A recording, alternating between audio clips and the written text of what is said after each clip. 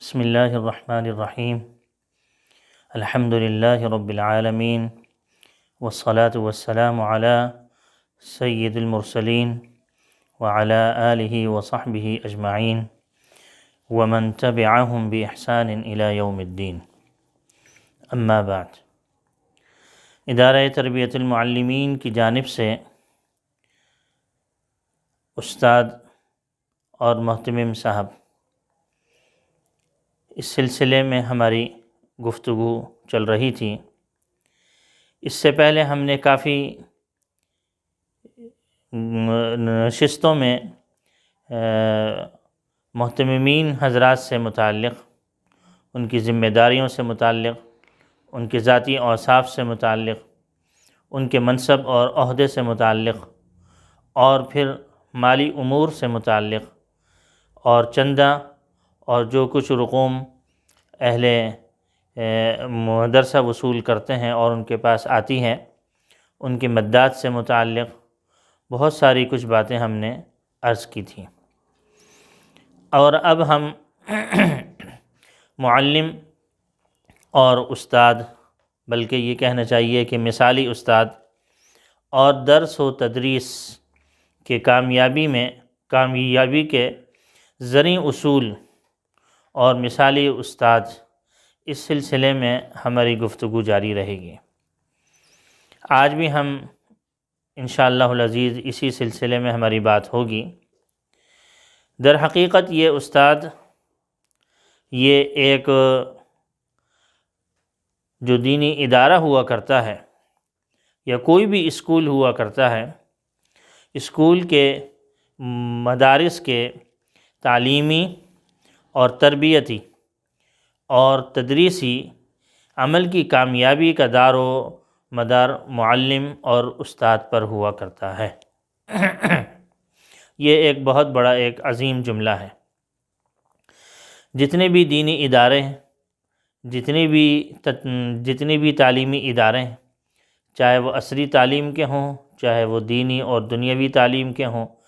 کسی بھی لحاظ سے وہ تعلیمی ادارہ ہو، اس کے تعلیمی کردار، اس کا تربیتی کردار، اس کا عملی کردار، اس کا تدریسی کردار، اور ان تمام کے اندر کامیابی کا دار و مدار ایک معلم پر ہے، ایک استاد پر ہے۔ دیکھیں، وہ استاد جو ہوا کرتا ہے وہ کامیاب ہوگا تو اس کے پڑھنے والے بھی کامیاب ہوں گے۔ وہ کامل ہوگا تو انشاءاللہ العزیز اس سے پڑھنے اور اس کے تعلیم یافتہ جو طالب علم ہوں گے وہ بھی کامیاب ہوں گے۔ کیوں؟ اس وجہ سے کہ سب سے پہلی اور اصولی بات یہی ہے کہ جس شخصیت کے اندر جو کچھ بات اور جو کچھ اس کے سینے میں محفوظ ہوگا، جو چیز اس کے دل و دماغ میں ہوگی، وہی وہ دوسروں کو آگے منتقل کرے گا۔ وہ اس سے نہ زیادہ کر سکتا ہے، کم تو ظاہر ہے کہ ہو سکتا ہے لیکن زیادہ نہیں کر سکتا۔ جو صلاحیت اس کے اندر موجود ہوگی وہی صلاحیت وہ طالب علموں کے اندر منتقل کرے گا۔ تو لہٰذا استاد کی کامیابی در حقیقت اگر دیکھنی ہو تو اس کے شاگردوں میں دیکھی جا سکتی ہے۔ اگر اس کے ایسے شاگرد موجود ہوں کہ جو کہ اپنی زندگی اور اپنی علمی زندگی اور اپنی عملی زندگی کے اندر اگر وہ کامیاب ہیں تو گویا کہ یہ کامیابی ان طالب علموں کی نہیں بلکہ ان کے اساتذہ کی کامیابی ہے۔ ہمارے بزرگوں میں اور ہمارے اکابرین کے اندر جو کردار ماشاءاللہ کہنا تو سب کے لیے چاہیے اور اس میں کوئی شک نہیں کہ ماشاءاللہ تمام ہمارے اکابرین نے اپنے اپنے زمانے کے لحاظ سے ایک عظیم کردار ادا کیا ہے، تو ایسی شخصیت دنیا میں بہت خال ہوا کرتی ہے۔ تو لہٰذا ایسے کامیاب اساتذہ جو اپنے واقعتاً علم و عمل کے اعتبار سے اپنے جہد اور اپنے تمام دینی علوم اور تمام دینی فنون کے اعتبار سے ہر لحاظ سے کامیاب ہوں، اور دین اور دنیا کے لحاظ سے وہ اپنے اندر پورا اسلحے سے لیس ہوں، ایسے اساتذہ اور ایسی شخصیات بہت کم دیکھنے کو حاصل ہوتی ہیں، بہت کم دیکھنے کو ملتی ہیں۔ تو لہٰذا کامیابی اگر شاگردوں کی دیکھنی ہے تو در حقیقت استاد کو دیکھا جاتا ہے۔ یہ جو کامیاب اساتذہ ہوا کرتے ہیں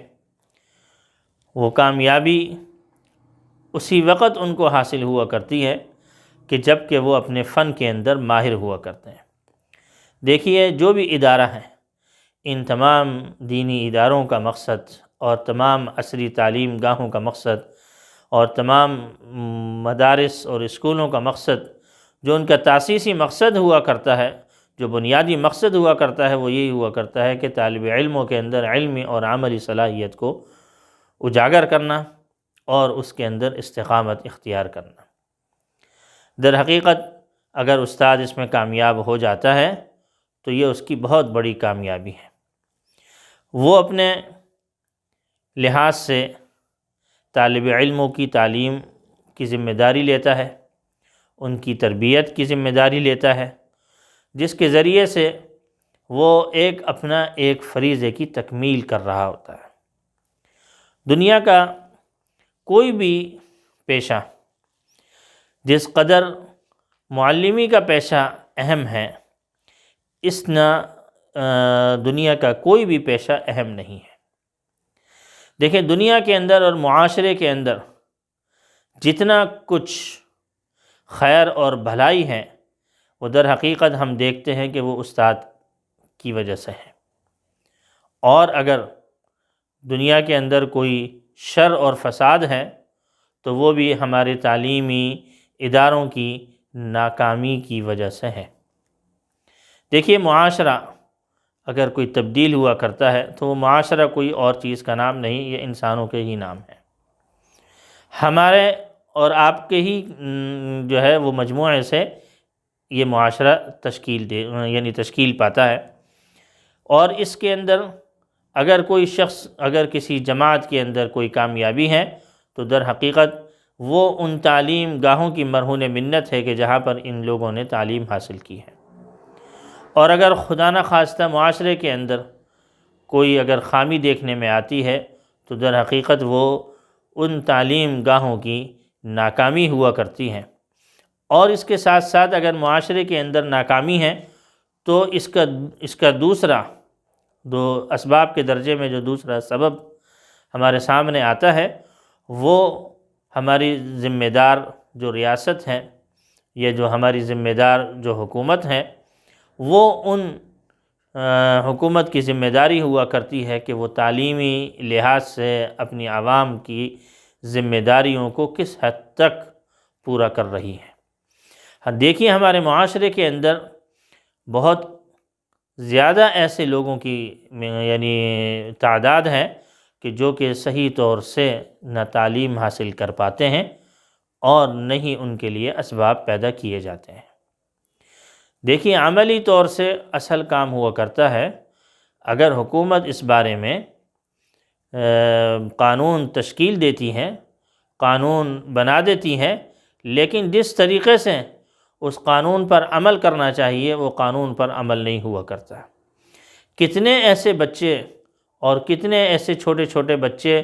ہمارے دیکھنے میں ہر روز آتے ہیں کہ جن کی عمریں تعلیم حاصل کرنے کی ہوا کرتی ہیں، لیکن وہ تعلیم حاصل کرنے کے بجائے دوسرے امور میں اپنے آپ کو مشغول رکھتے ہیں۔ تعلیم کے علاوہ وہ اور دوسرے امور اور دوسرے کاموں میں مشغول ہوتے ہیں، تعلیم سے ان کو کوئی سروکار اور کوئی عملی طور سے وہ تعلیم حاصل نہیں کر رہے ہوتے۔ قانون کے مطابق اور قانونی حیثیت سے تعلیمی ماحول پیدا کرنا بھی یہ بھی ایک حکومت کی بہت بڑی ذمہ داری ہوا کرتی ہے۔ تو یہ معاشرے کا بگاڑ در حقیقت یہ تعلیم گاہوں کی وجہ سے بھی ہوا کرتا ہے، اور ساتھ ساتھ جو ریاست جس کے اندر مختلف شعبوں میں اگر وہ ناکام ہو رہی ہوتی ہے تو اس ناکامی کا صحرا بھی در حقیقت اسی ریاست اور حکومت کے اوپر بھی عائد ہوتا ہے کہ اگر جس طریقے سے وہ اپنی حکومت کا استقلال چاہتے ہیں، جس طریقے سے وہ اپنی مختلف جو ان کے ادارے ہوا کرتے ہیں ان کا وہ استقلال چاہتے ہیں، ان کی مضبوطی چاہتے ہیں، ان کا استحکام چاہتے ہیں، تو اسی طریقے سے جو قوانین ہیں ان کا بھی وہ استحکام چاہیں، ان کا بھی وہ استقلال چاہیں، ان کی بھی وہ مضبوطی چاہیں، تو انشاءاللہ العزیز تمام شعبہ زندگی اپنے اپنے معمول کے مطابق چلتی رہنی ہمارے سامنے آتی رہیں۔ تو در حقیقت یہ معاشرے کا اہم کردار، اس کی تشکیل کیسے پائی جاتی ہے اور اس کو کیسے ہم کامیاب بنا سکتے ہیں، اس میں استاد کا کردار بہت اہم ہے۔ ہمارے معاشرے کی کامیابی کا در حقیقت اگر کوئی معاشرہ ہمارے سامنے ہے، کوئی اچھی باتیں ہمارے سامنے ہیں، تو در حقیقت وہ انہی اساتذہ کی مرہون منت ہیں، اور وہی اساتذہ سے ان کا حاصل کیا ہوا وہ درس ہے جو وہ لوگوں میں تقسیم کر رہے ہیں، اور وہی انصاف ہے اور وہی عدل ہے جو انشاءاللہ العزیز لوگوں کے حصوں میں آیا، اور وہ عوام کے حصے میں آیا، ان کے شاگردوں کے حصے، ان کے جو طالبہ ہیں ان کے حصے میں آیا، اور پھر انہوں نے اس کو دنیا تک پہنچایا، اور عملی طور سے اور علمی انداز سے ان کی